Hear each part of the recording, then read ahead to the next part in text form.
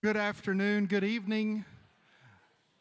I know most of you, but just in case you don't know who I am, I'm Malone Gillum, the rector here at St. George's, and we are thrilled that you're here on behalf of not only St. George's Church, but also St. George's Kindergarten. We've begun to jointly sponsor a few events every year so that we can hear a soothing and calming and encouraging word, we hope, about life, and particularly if we're parenting and dealing with kiddos. So I know we'll hear a bit about that tonight because it's my pleasure to introduce a dear friend of mine, David Zahl, founder of Mockingbird Ministries. I'm not going to go through his whole CV. We'd be here a while, but you're in for a treat, and let's pray. The Lord be with you. Father, thank you for the life you've brought us into, invited us into, and your amazing love for us. Ask your peace upon each family that is here tonight, and particularly if those parents that their children are away from them, peace upon the children at home and also on their folks here. We ask that you open our hearts and our minds to receive what your Spirit has for us. We thank you for David's presence with us. We ask your blessing upon his family back in Charlottesville. In Christ's name, amen. Okay, can you hear me all right? Thank you, Malone. And thank you, everyone, for coming out on a Tuesday night. I know if you're parents of young children, there are other things going on. So hopefully this is, you can relax and maybe have an extra glass of wine or just binge the strawberries. Just go crazy with the strawberries. I'm here to talk to you tonight about the religion of parenting. And the subtitle is The Search for Enoughness and the Relief of Grace. So I want to sort of take a big picture look at sort of what's going on when people would say that there's a religion of parenting in this culture in which we live, and then sort of drill down to talk about how exactly that works as parents and what sort of resources we might draw upon from the Christian faith to help us negotiate a rather punishing time to be raising children, I would say. I talked to members. I was just my parents had their 50th anniversary, and we were all together, and there's a lot of talk of generations and what it was like when they were bringing up kids versus what we're doing as bringing up kids, and there's just so much that is completely different. I don't know if every single man I talk to seems to be doing triple the amount that his father ever did, and yet all the women are also still doing more than their mothers did. You're supposed to laugh a little bit about that. Like, maybe not in your case, but it seems like parents are so involved and there's so much, it's such an onslaught to be a modern parent that it's easy to look back on the good old days and think, wow, it would have been fun to be a free-range parent back in the wheeling 70s and 80s when we were growing up. But let's take a step back first. You'll see here, this is the title of a book I wrote called Seculosity, How Career Parenting, Technology, Food, Politics, and Romance became our new religion and what to do about it. Seculosity is a word I made up. It's not a real word. It is a neologism, but it's an attempt, actually, it's a book that's really about why it is we feel so anxious and lonely and divided. What is going on? What are the spiritual conditions of being a person in 2024 that make it hard? So seculosity, the definition I use is it's a catch-all for religiosity that's directed at earthly rather than heavenly targets. Earthly rather than heavenly targets. What I mean is that, you hear stories about how less people are going to church or less people believe in God, and you start to think that, our peers are abandoning faith and making their own meaning. What the polls don't tell us, though, is that the marketplace in replacement religion is booming. So the contention of this book, and it's my conviction, is that the problem is not that we're less religious than we used to be, but that we're too religious about too many things. We're seldom not in church. To be alive today is to never not be in church, just not the Jesus kind. So what do I mean when I say that sort of the marketplace and replacement religion is booming, that meaning-making is a growth industry? What I mean is that if you want to sell someone razors to shave their face, you don't shave them on, the amazing, how's it go? You know that thing? I love that really satisfying Bic commercial. Today, I just ruined it. You don't sell people on the closest of the shave. You sell them on the fact that they're combating toxic masculinity. You don't sell people on, the absorptive powers of the paper towel. You sell them on the purpose in conserving the planet that they are contributing toward. This idea that we're lacking meaning, that we're craving meaning, the marketers in our culture have really latched onto that, and they cynically they cynically take advantage of it. This is from Silicon Valley a few years ago at a branding convention. Turn customers into fanatics, products into obsessions, employees into ambassadors, and brands into religions. You probably know what I'm talking about. The thesis here is one that was articulated by one of my favorite writers, a woman named Megan O'Geeblin. She wrote in Wired magazine, she said, as more and more Westerners leave behind religious belief, instead of becoming purely rational agents, we increasingly displace those religious enthusiasms onto other things. So we become religious about exercise. We become religious about our politics. We become religious about our careers. And we certainly become religious about our kids. I realize that's some bold assertions to make on a Tuesday night. And it greatly depends on how you would define the word religious and how you would define the word secular. We're going to do a little, I think this is a great expression of the religiosity of romance. Sally, will you make me the happiest man in the world?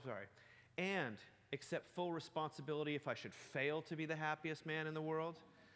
That is freighting a romantic relationship with more than just romance, more than just together through life, more than just let's raise some kids together.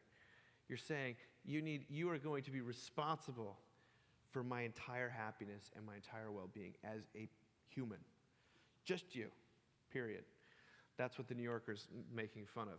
So how do we define secular? Well, there are three different ways to define secular. The first is the secular is distinguished from the sacred, the temporal rather than the eternal. This is the medieval version of what it meant to be a secular person. Priests tended to sacred duties. Butchers and bakers carried out secular work. We don't use secular that way anymore. We usually use it as in the second sense. I'm not religious, I'm more of a secular person. That is using secular as a synonym for a-religious, neutral, sometimes objective, as in a secular public square. But that's not the way I'm trying to use secular here tonight. I want to use it in this third way, which is the way that the philosopher Charles Taylor, if you care about stuff like that, uses the word secular. It's any situation where religious belief is no longer assumed, but it's contested. If you're a Christian, what kind of Christian are you? You go to St. George's. Okay, how often do you go? Where did you grow up going? There's all sorts of different ways you can be a Christian and ways you cannot be a Christian. In Nashville is known to those of us in the religious discourse as a place where a lot of former Christians live. And there's a lot of people talking about sort of deconstruction or deconversion. It doesn't happen as much in the Episcopal Church. People just don't go to church at all. So, I'm kidding. I'm an Episcopalian. I love it. To be secular in the third sense, though, is to be, even if we were to have a huge revival and everyone at the preschool was to start coming to church, and everyone in Nashville and everyone in Tennessee was going to start coming to church, and everyone was going to say they're Christian, we would still be living in a secular context because it would simply be one option among others. So, how about religion? Religion, if you're defining religion as like the man upstairs, the kneeling and the prayer books and confession and sacraments and things like that, then yes, numbers are down. Numbers are down. People are bailing in unprecedented numbers. But if you have a slightly more expansive view of religion, and this is where parenting will come in very quickly, then the landscape shifts entirely. The writer David Zahl wrote that he defined religion as the controlling story of your life. It's the question of how we dispose our energies, how we see fit to organize our own lives, and in many cases, the lives of others. Another person referred to your religion, your functional religion, is your preferred guilt management system. So when you feel guilty about something, do you eat your feelings? Do you train for a marathon? Do you take it out on your spouse or your children or your dog? What do you do with your guilt? Do you bring it to church and confess it and lay it at the feet of Jesus? I don't know what it is you do, but however you tend to deal with guilt in life will be the way that your religious life actually functions. But we want to go a little further, because I think our religion is that which we rely on for meaning, hope, and what I call, in the title of this talk, enoughness. Enoughness. The great poet T.S. Eliot once said that those who do wrong in the world don't necessarily know that they're doing wrong. They're just caught up in the endless struggle to think well of ourselves. Themselves, ourselves, yourselves. Each of us is caught up in an endless struggle to think well of ourselves. Whether we're working out that struggle through social media, or whether we're working it out in the drop-off line at kindergarten, whether we're working it out at the PTO, the PTA, whether we're working it out through the masters. I don't know how you're working it out, but everyone is somehow caught up in the endless struggle to think well of ourselves. That is going to be your religion in the sense we're talking about tonight. In other words, your religion is the justifying story of your life. The reason you say that your life has value and meaning. What makes you lovable. There was a couple years ago, the New York Times talked to a bunch of college-aged kids. They're very concerned about the mental health crisis among adolescents, and I'm sure some of you here are too, and you've heard about it. This is pre-COVID. They were talking to why were there what they're called suicide clusters? Why were they developing in affluent areas in America, in Palo Alto, and in Cambridge, Massachusetts, and in New Haven, Connecticut? Why were these places where people seemed to have every advantage, why were they so sad? And what they found when they went to college campuses, they said for many of these young people, the single biggest stressor is that they, quote, never get to the point where they can say, I've done enough, and now I can stop. There's always one more activity, one more AP class, one more thing to do in order to get into a top college. Kids have a sense that they're not measuring up. The pressure is relentless, and it's getting worse. This book came out this past fall. Wonderful, wonderful book. A little scary, but wonderful. It was written by a journalist named Jennifer Brennan Wallace. And she's a woman in New England who's Harvard educated. And she discovered there was a big census data dump that happened a couple years ago. And they were talking about the most at-risk groups of children in the country. At risk for substance abuse, anxiety, depression, and ultimately self-harm. These are the big things that, who are the most at-risk kids? The top group, unfortunately, kids raised in the foster care system. The second to top group are kids whose parents, or one of their parents, is incarcerated. The third group, disproportionately at risk for these behaviors, were students at high-achieving high schools in affluent suburbs. The census data was saying that behind the incarcerated parents' kids and behind the foster care kids, the kids that were at most risk for real mental health trouble were those in high-achieving coastal situations, normally private schools, but not exclusively. So she set out to figure out what was going on, and what she found out was this never enough thing, this enoughness, everyone felt like they weren't quite where they needed to be. And you know what? Parents feel this way too. I think parents feel this way big time. Indeed, listen carefully and you'll hear that word enough everywhere, especially when it comes to the anxiety and the loneliness and the exhaustion that plague our moment to such tragic proportions. You'll hear about people scrambling to become successful enough, happy enough, thin enough, wealthy enough, influential enough, desired enough, charitable enough, good enough. We instinctually believe that were we to reach some benchmark in our minds, then value and vindication and love would be ours, that if we got enough, we would be enough. We want to feel good about ourselves, and so we edit our personalities to maximize the approval of others, or we exaggerate the hardships that we've suffered to make ourselves seem more heroic. The theological term, and we're in a church here, the theological term for this is the energy we expend to feel better about ourselves is self-justification. Self-justification, and it cannot be overstated as a motivation in human affairs. Because I don't need to tell you that no matter how close we get or how much we achieve or how much our children achieve, we never quite reach that threshold of enough. If you want to translate it into religious terms, you can call it righteousness. We never quite get to full righteousness. Instead, when it comes to you and I, there was a British journalist last year who said, people are suffering and dying under the torture of the fantasy self they're failing to become. Maybe that describes your parenting life. I don't know. When I go online with my wife at night and we're sharing reels and stuff like that, she's always got some, frankly, it's always like a Mormon influencer lady who's like just got, ballerina farm or something like that. And she's basically just perfection, And it's fun to hate on these people and to say like, oh, well, they're actually secretly miserable, clearly, But it's this nonstop parade of like the threshold is just beyond you. You think you're doing well?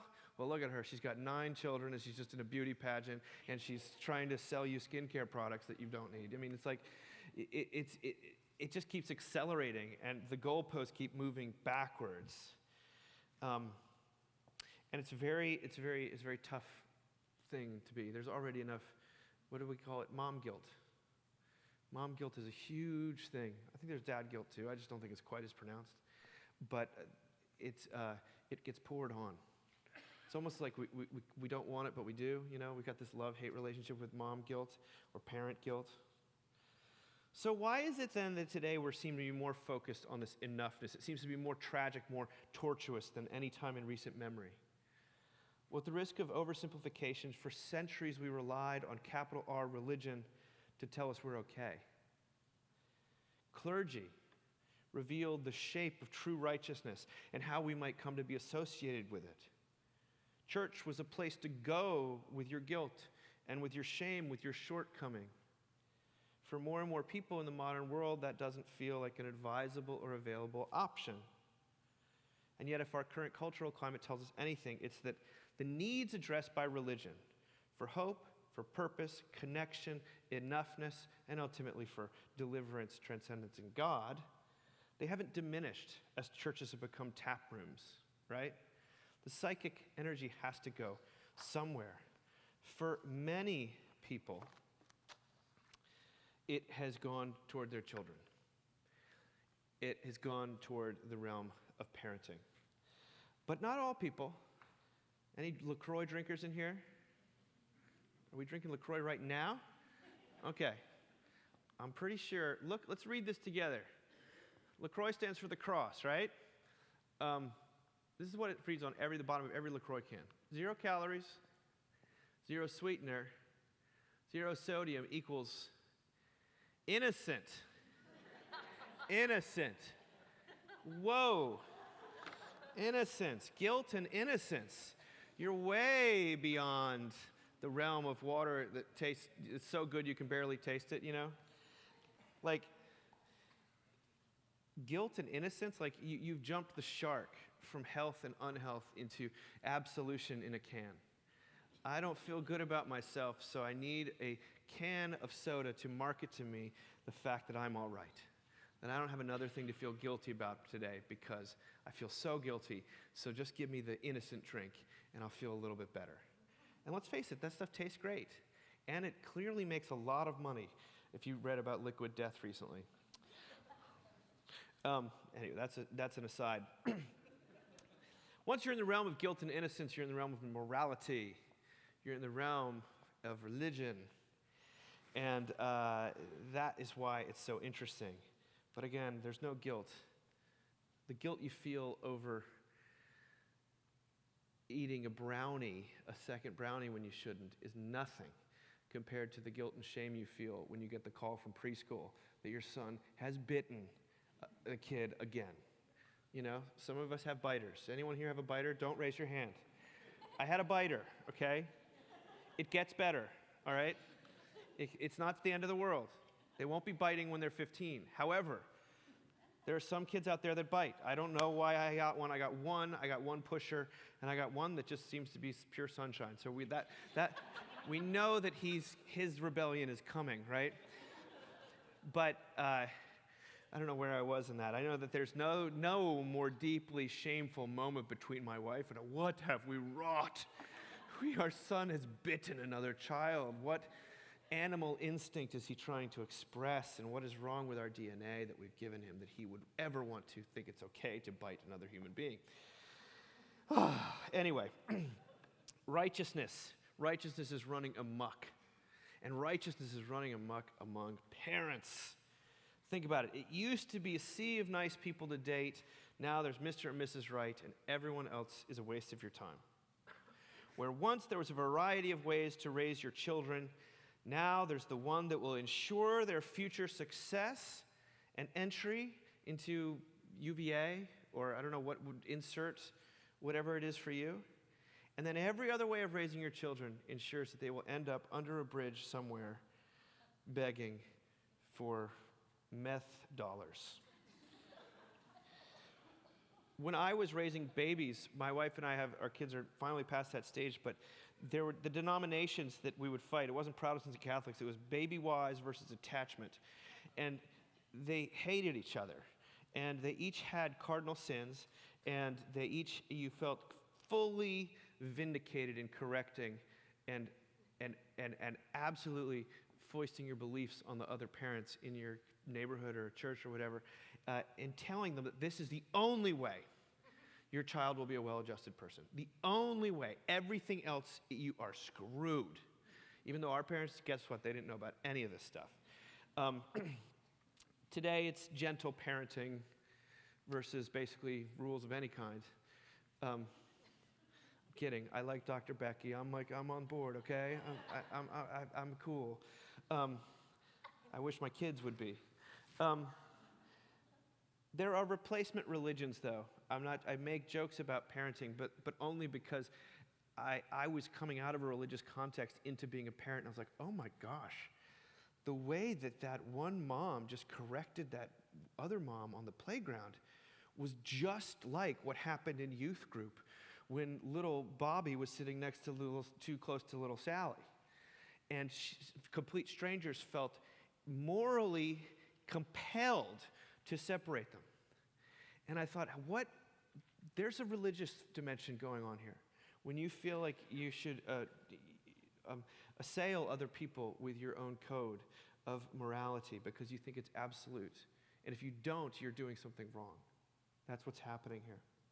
But replacement religions, there's not just a religion of parenting, there's a religion of romance, a religion of success, the religion of food, LaCroix, the religion of personal authenticity, and obviously the religion of politics, and many others. They keep sprouting up.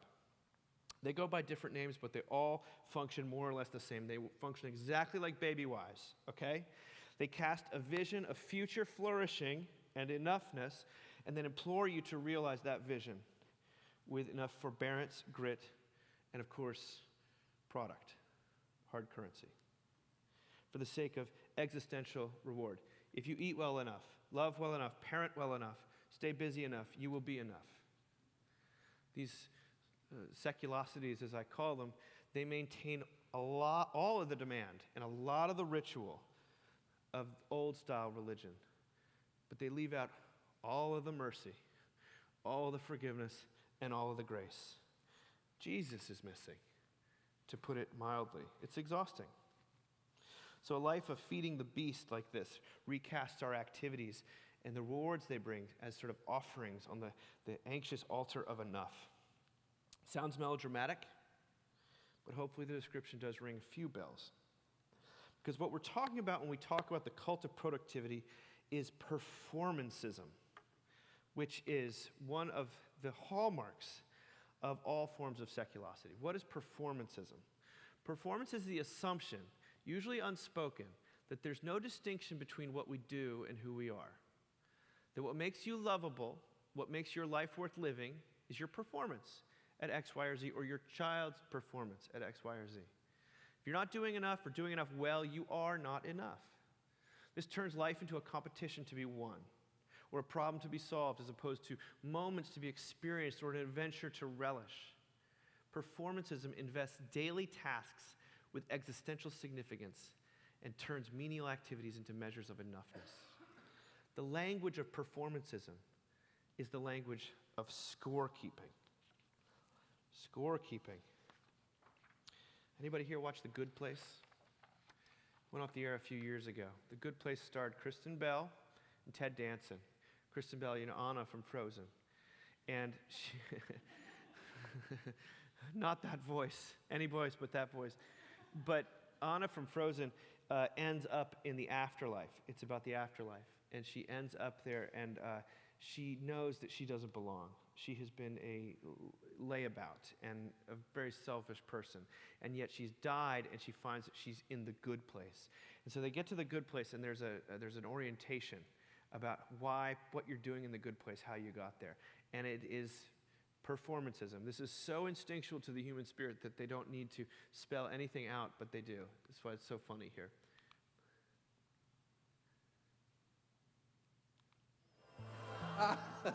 Hello, everyone, and welcome to your first day in the afterlife.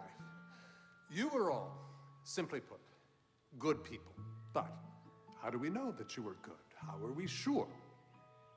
During your time on Earth, every one of your actions had a positive or a negative value, depending on how much good or bad that action put into the universe. Every sandwich you ate, every time you bought a magazine, every single thing you did had an effect that rippled out over time and ultimately created some amount of good or bad.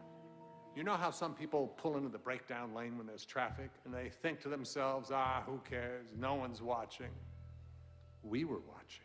Surprise. Anyway, when your time on Earth has ended, we calculate the total value of your life using our perfectly accurate measuring system. Only the people with the very highest scores, the true cream of the crop, get to come here, to the good place. What happens to everyone else, you ask? Don't worry about it. The point is, you are here because you lived one of the very best lives that could be lived. And you won't be alone. Your true soulmate is here too. That's right, soulmates are real. One of the other people in your neighborhood is your actual soulmate, and you will spend eternity together. So welcome to eternal happiness. Welcome to the good place. Sponsored by otters holding hands while they sleep. You know the way you feel when you see a picture of two otters holding hands? That's how you're going to feel every day. A beautiful picture of scorekeeping and performancism. Of course, these things are really good at keeping score, are they not?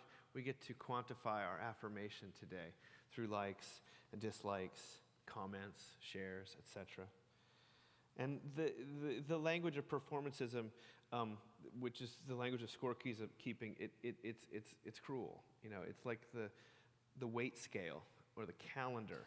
It knows no mercy. That's not its purpose. And yet, it is what makes all seculosities function the exact same.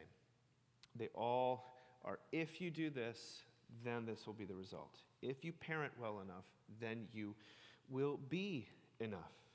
They're what we would call, therefore, a religion of law. And it applies to every single religion, secular religion under the sun. Now, I want to say this clearly. The objects of our seculosity, food, romance, education, children, technology, even politics, they're not somehow bad. Of course not. They're by and large pretty great. There's no greater joy than having children. It's only when we lean on these things for enoughness, when we co-opt them for our self-justification and make them arbiters of salvation and status, that's when they turn toxic. So let's talk a little bit more clearly about parenting itself.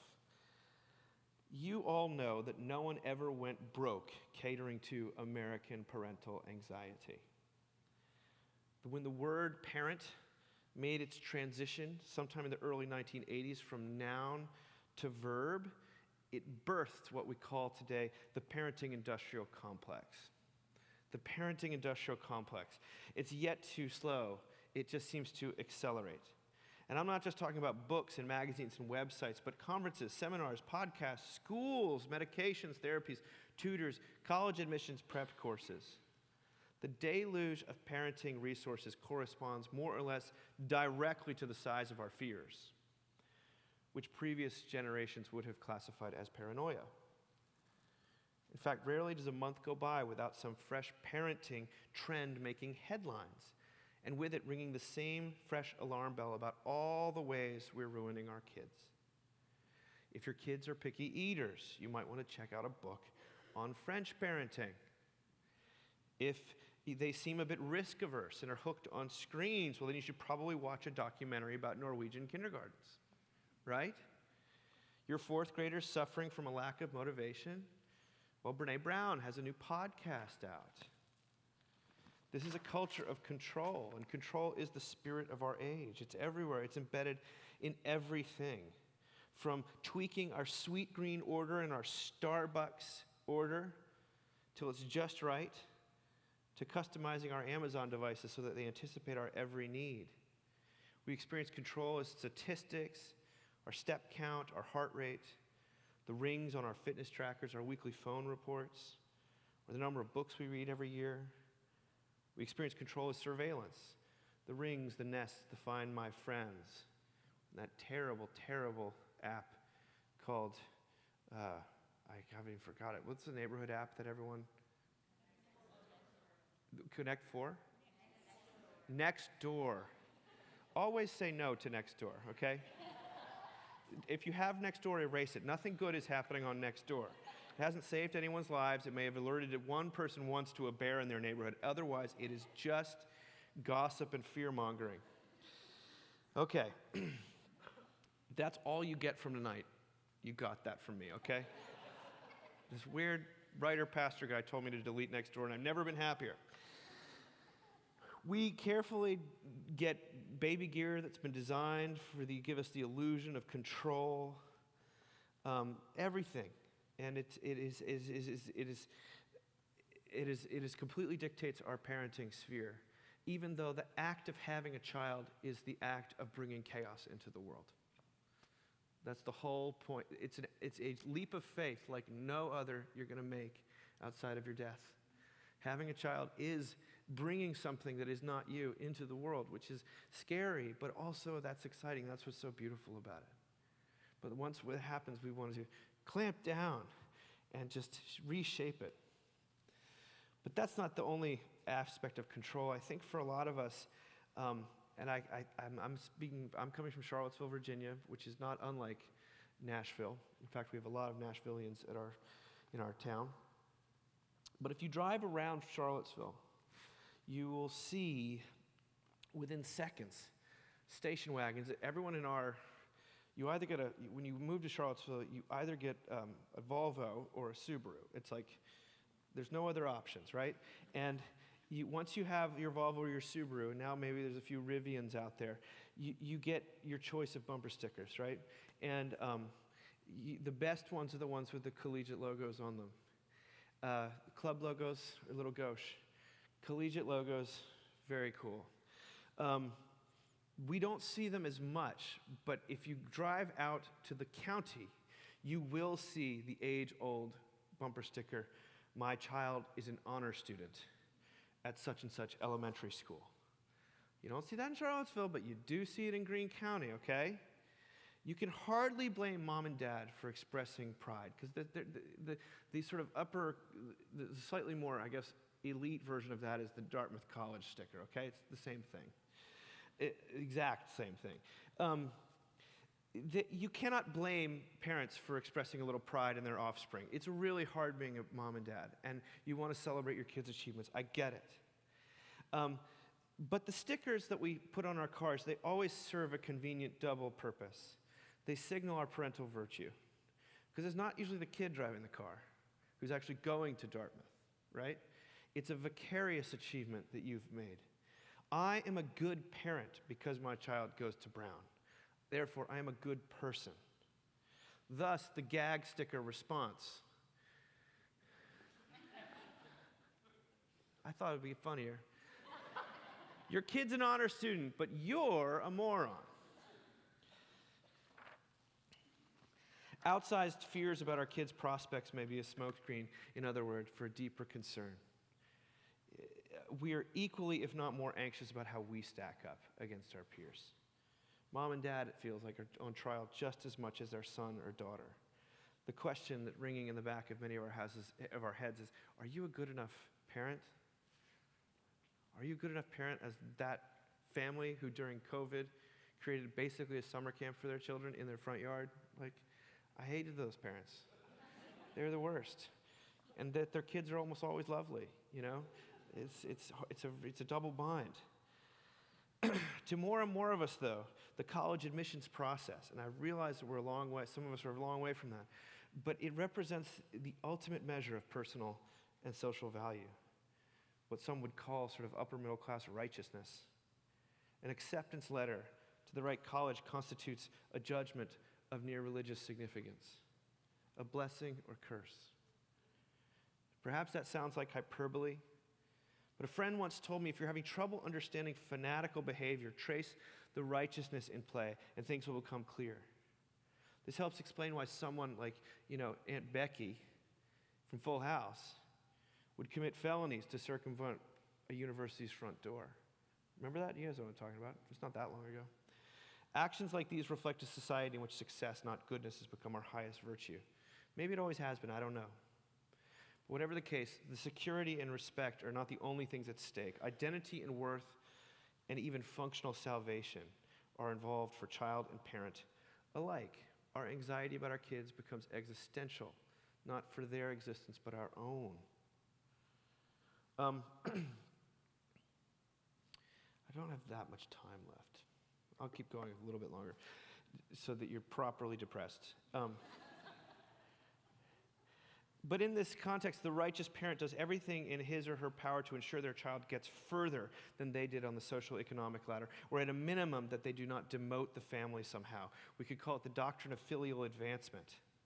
It is a short leap from thinking about our children as our legacy to conceiving them as our pathway to eternal life. Parenting as redemption. When I talk about parenting as religion, it casts the child in the role of savior. They cease to be a person in their own right and become our second chance to get into the school that rejected us, or to follow the dream we did not have the guts to stick with, or enjoy the childhood or adolescence that we were denied, or to leverage the physical prowess or beauty that we squandered. What is required in the religion of parenting is nothing short than the objectification of one's progeny. Whenever kids are objectified like this, they react. And they sometimes react by breaking all the rules in high school, and they sometimes react by moving to Portland as soon as they're allowed.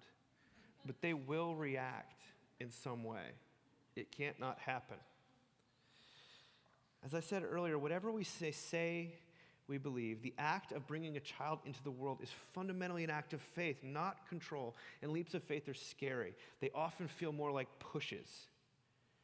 And yet, however we get there, it's no coincidence that the freedom from control that a newborn necessitates also ushers in so much love and joy. Control and love are almost always opposed to each other.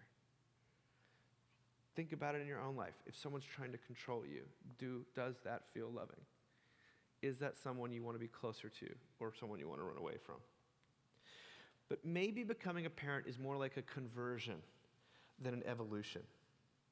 As much as folks can describe the experience, you don't know what you're getting into because you cannot know what you're getting into.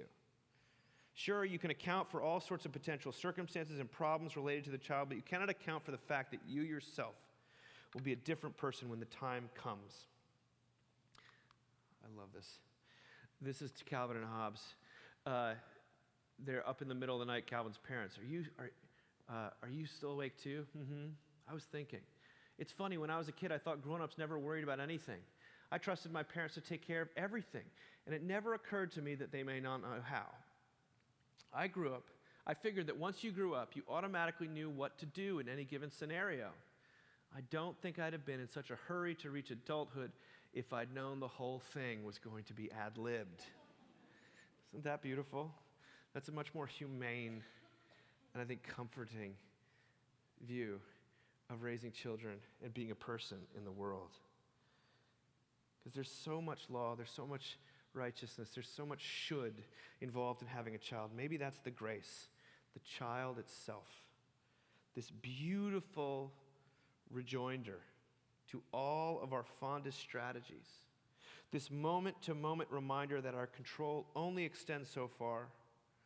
That this new person who makes us into a new person, one for whom the how-tos that once seemed so pressing fade into obsolescence and are replaced, however fleetingly, with a fresh MO, the only kind with the power to carry a person through the sleepless nights, which is unconditional love, which is the love of a parent for their writhing, exhausted offspring.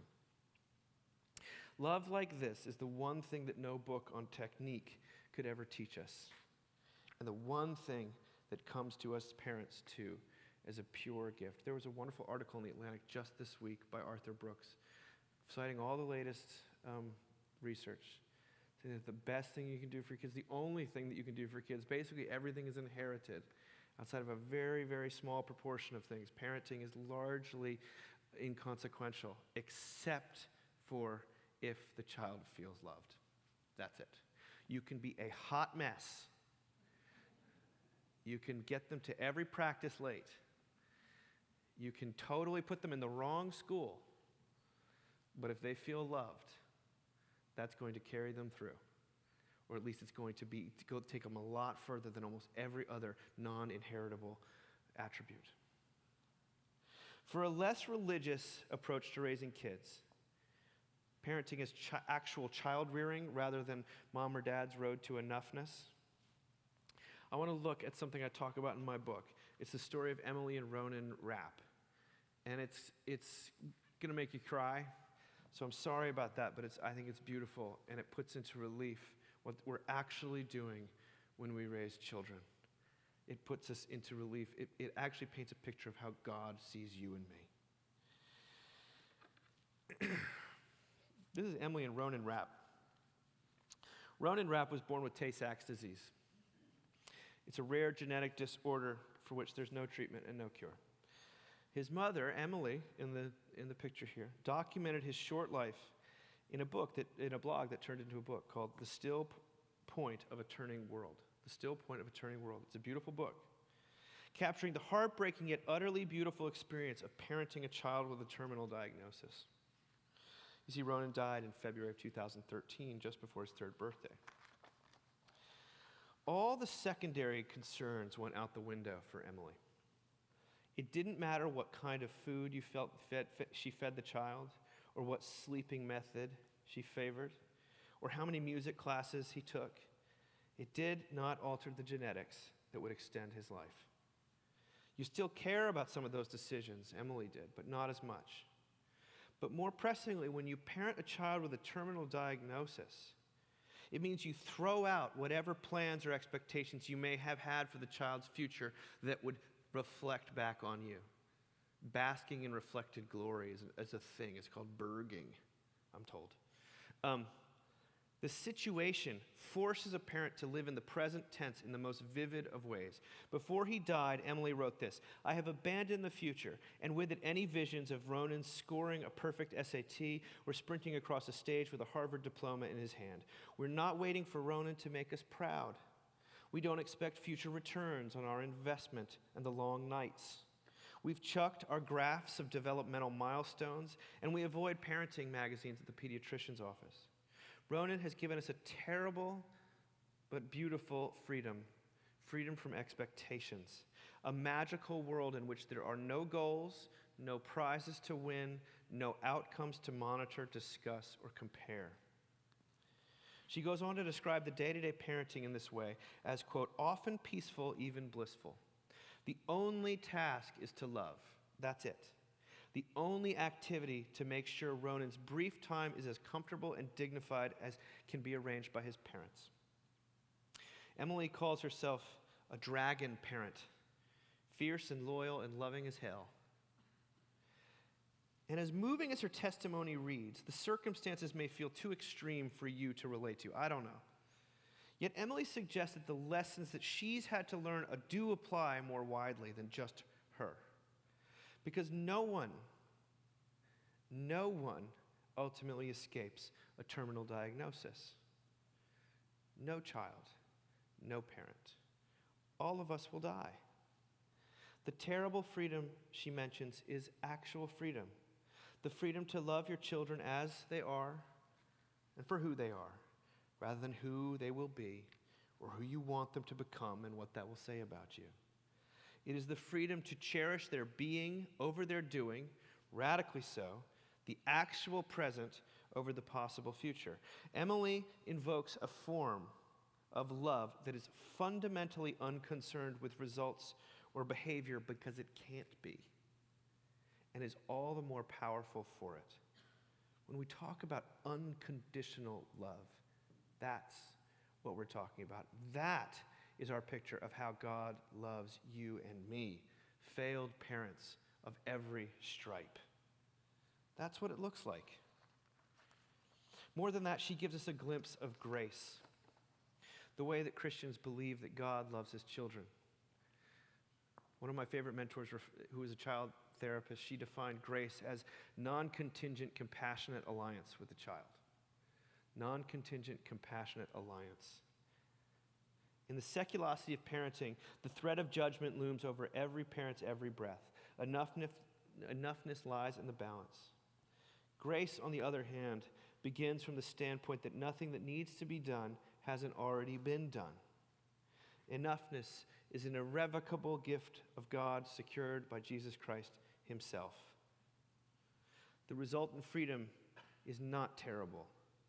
It flows from the knowledge that God is in the business of loving short-sighted, over-invested, and overwhelmed parents of all stripes. And that death, to paraphrase Martin Luther King, is a comma, not a period.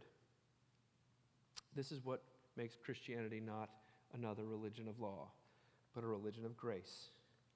Its core revelation of a God who meets us in both our individual and collective sin with a love that knows no bounds, the kind of love that lays down its life for its enemies. This is not a roadmap to engineering spiritual enoughness, but the glorious proclamation that on account of Christ, you and I are enough right here, right now, before we do or say anything, and before our children even open their mouths. Good thing, then, that some religions welcome rejects, failures, hypocrites, and their parents. It's good news indeed. I trust it because I read it on a bumper sticker somewhere. I'll stop there. We have enough time for a few questions. I realize it's a lot, and I hope I didn't trigger you too much with the Ronan rap thing. But Terrific. The triggering is the application process you described is more real here than you know. Really? It's not college. It's elementary school. Really? I'm not kidding. Am I kidding? We don't have to wait for that anxiety. Wow. So, all right. Thank you so much, David. Yeah.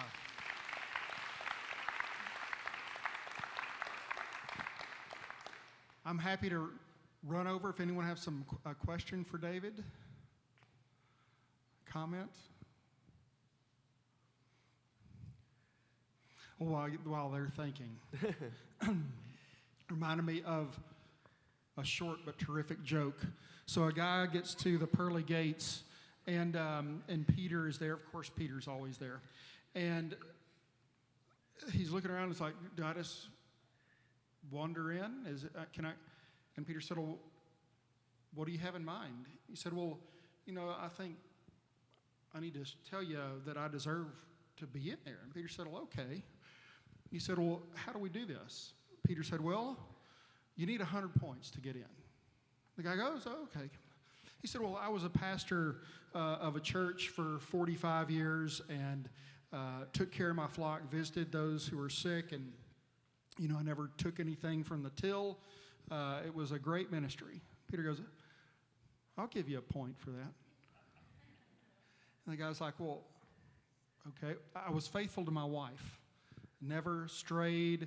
We had wonderful children. I was a good parent. And he goes on for a bit, and Peter goes, that's awesome. I'll give you a point for that. And the fellow is like, well, soup kitchen, and I really volunteered my off time. And he goes on, and Peter goes, I don't know. Okay, a point for that. And the fellow then sees his neighbor from down the street, who is really a wretch, one of these rejects and losers who did none of these things, just wander in. He goes, Peter, what's up here? You see this guy? He just went in. He goes, oh, yeah, he doesn't play this game. Oh, I love it. Perfection, performancism, the enoughness. All right, any questions? Yes. So I read, a friend of mine is a writer, and she was writing about a friend of hers that had a teenage child who said, and the child did something, got in trouble somehow, and and the parent said, we failed, our formula failed.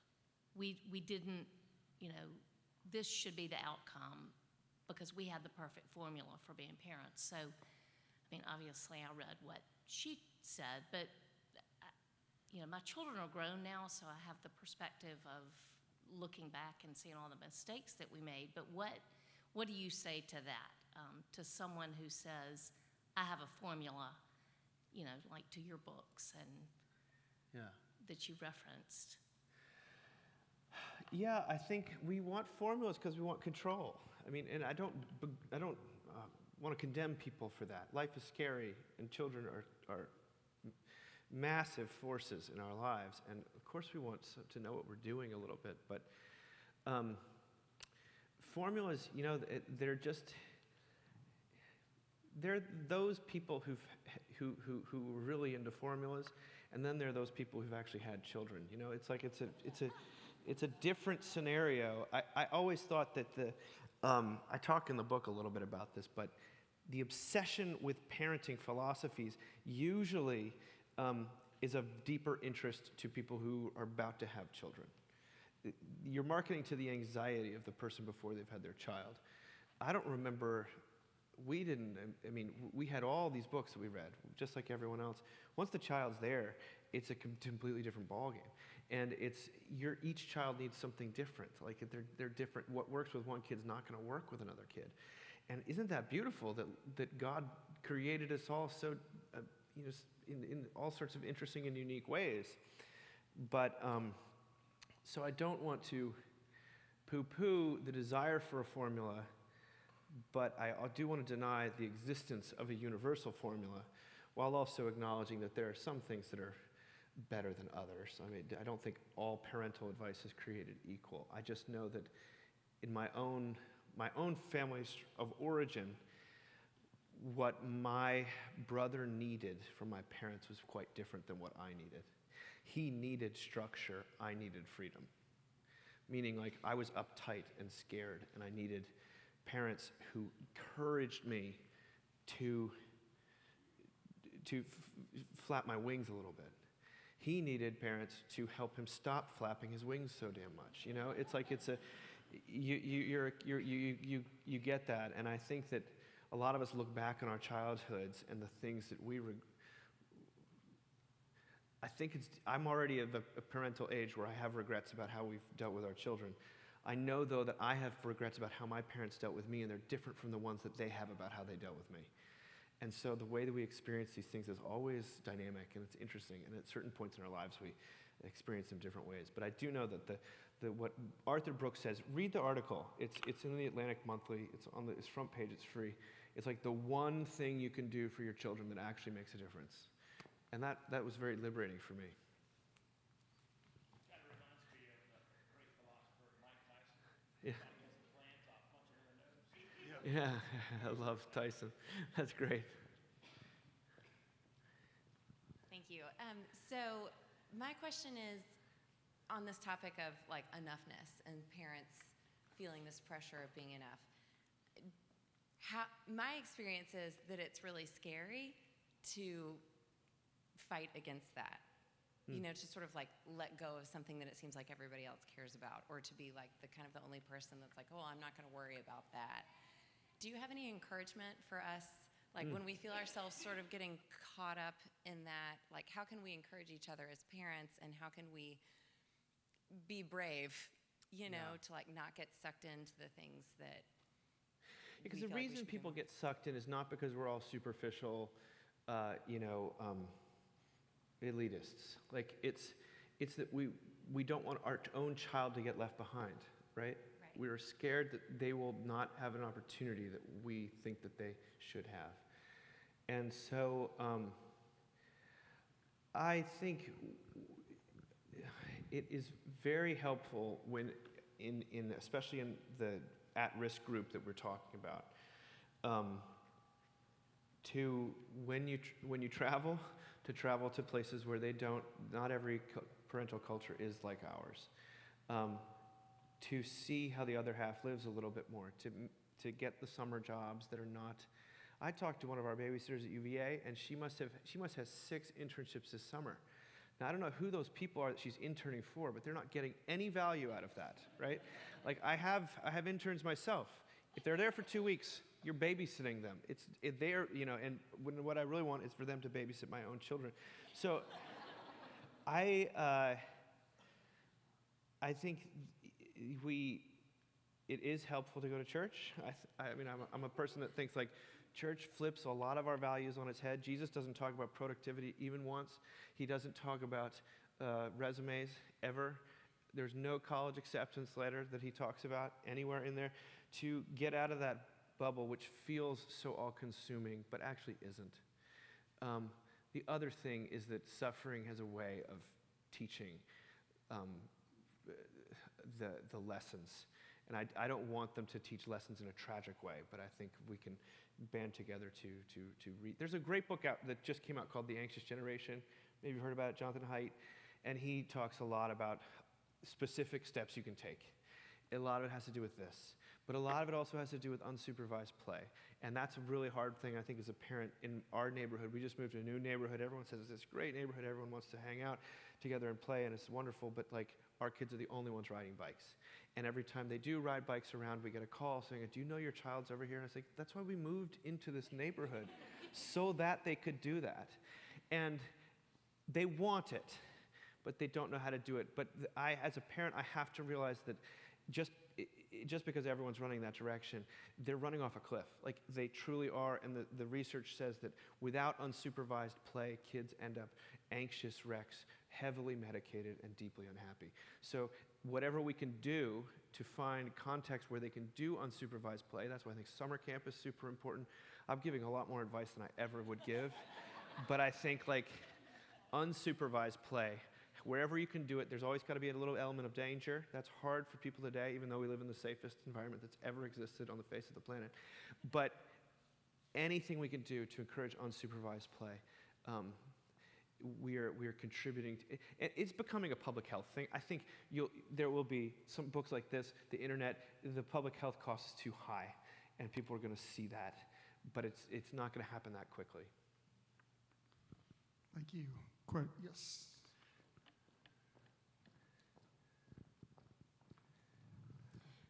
All right, I wasn't going to ask this because I thought maybe it was too personal and too niche, but I'm in the middle of The Anxious Generation by Jonathan Haidt on the recommendation of my husband. It's both professional as well as personal for us because we're career educators as well as parents. But one of the things that's been percolating at the back of my mind as I've read this book, and it touches on some of the things that you referenced, self-justification, and other sources that aren't oriented towards the cross. But if in Haidt's book, part of what the issue is with the replacement of a play-based childhood is a digital childhood. And if that's the case, is social media use Christian? Can it be used in a Christian capacity? And if it can, what are the characteristics of the Christian use of social media? Well, I have thoughts on that, but they're not like data-driven or anything like that. They're David-driven.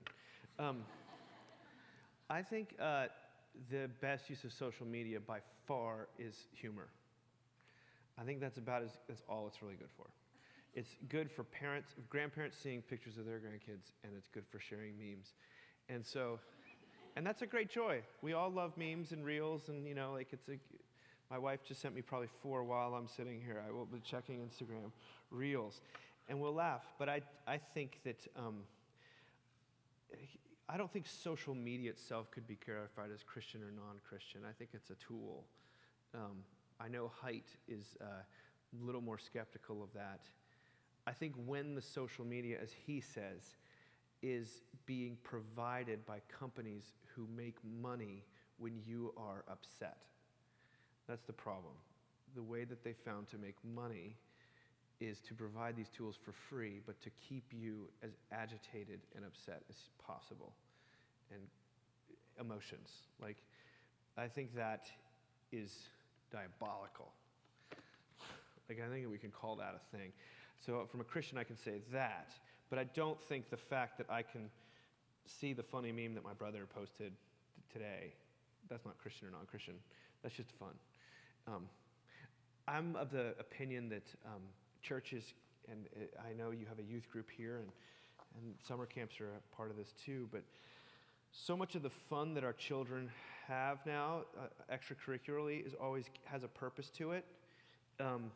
I think youth group is one of the last places where you can have fun that has no purpose, like where you just put pies in each other's faces. You just play sock wars. You'll play sock wars. It's when you're all on your knees and the last person with a sock on wins. That's really fun. It's not teaching any developmental skills. There's no imaginative thing going on. There's no marketable outcome. However, fun for fun's sake itself, I think, is the joyful thing. So I think, and I see that, the only place I see it these days is really youth groups. And some would say, well, maybe the purpose is to convert them to Christianity, but I don't think so. I think if you can conflate, if you can connect fun and God, you've got a really potent thing. Purposeless fun. Putting as many marshmallows in your mouth as one time, kind of fun. Oh, one more, all right.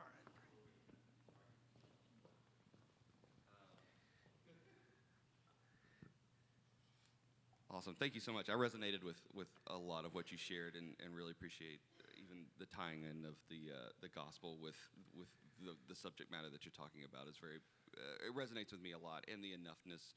And I just wanted to ask what, if anything, if you were kind enough to share, helps you get out of that mind frame of enoughness when parenting a child. because just those tools, if there are any, of Yeah. freeing myself from the way I was raised in this culture. But I didn't know if you had any wisdom there or things personally that have helped you. Yeah, I mean, I think that the basic wisdom of parenting is not really that changed. I think you try to give your kids some responsibility, and you try not to punish them when you are actually mad at them.